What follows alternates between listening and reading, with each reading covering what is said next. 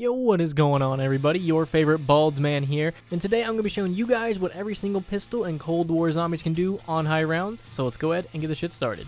Now, a lot of people have actually asked for this series to return for Cold War, and I'm a man of the people. I like to give you guys what you want, and I thought, you know what? It's almost Christmas, so you guys deserve this. So we're going to be taking a look at every single pistol, that is the single versions and the dual-wield version. We will not be taking a look at the ray gun because we're going to save that for the Wonder Weapons video. Now, in this series, we will be having all the perks because who goes to high rounds and doesn't grab all the perks? The gun will also be max upgrade and max rarity. We're not going to put on double pack-a-punch abilities because that's a little too unfair, but we will be taking the new perk, Elemental Pop, or whatever it's called. We will have that on because it doesn't activate that often, and I just feel like everybody's always going to run it when they go to high rounds, so you might as well. And one last thing before we do get into this video, make sure you guys hit that like button and subscribe and hit the bell notification. We all know YouTube does not promote my videos, so, you gotta get what you can. So we will start off with the single versions first, then we will move on to the dual-wield ones. Let's start with the 1911. Now, the 1911 was a huge disappointment in Cold War. How are you about to not have the 1911 be explosive like Mustang and Sally or C3000 biatches?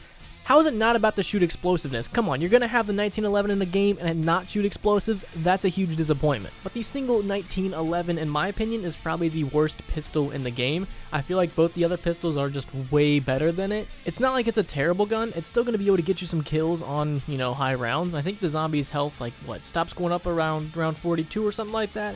So it's still going to work on around 50 plus. It's just not as good as the other ones, and I would much rather have, the burst pistol or the revolver. And speaking of those two, let's talk about the burst pistol next. I actually really like this one. I think it's a lot of fun to use, and I definitely think it's better than the 1911, but I don't think it's as good as the revolver.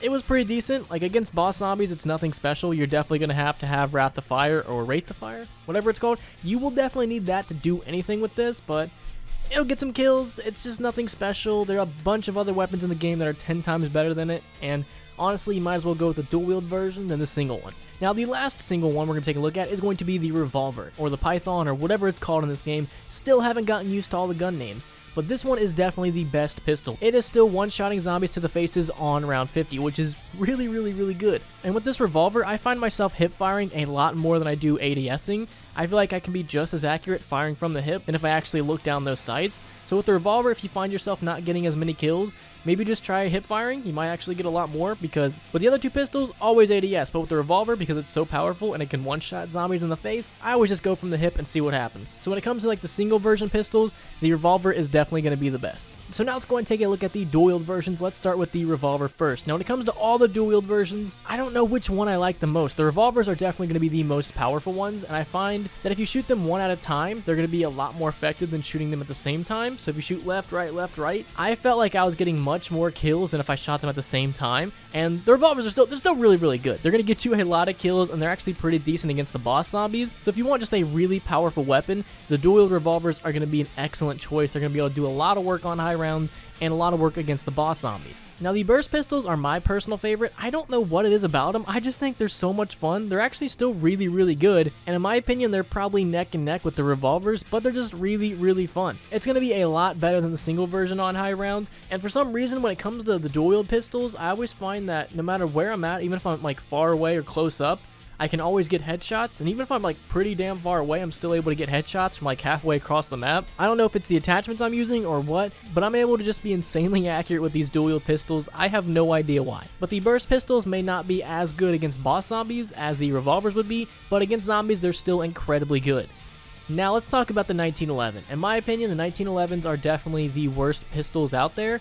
They're not terrible guns, they're still somewhat decent. They're going to be able to get some kills, but I would just much rather have any other pistol than I would the 1911. Treyarch, how are you about to not put Mustang and Sally in here? This would have been such a perfect game for Mustang and Sally. Even if you don't have something to protect you against explosive damage, Mustang and Sally would have still been perfect for this map. So I have no idea what Treyarch was thinking. This version of the 1911s are just a huge step down from the previous ones, and hopefully we get to see the OG explosive pistols return, at some point. So that's going to be all the pistols on high rounds. Definitely the revolvers are going to be some of the more powerful versions. I think an all-around solid version is going to be the burst pistols, and the 1911s are going to be a little weak compared to the other ones. So if you guys would like to see more videos like this with different types of weapons like shotguns, snipers, assault rifles, SMGs, let me know down there below in the comments, and also leave a like on the video, and that's pretty much it. Hopefully you guys have a fantastic day, and I will see you in the next one. Peace.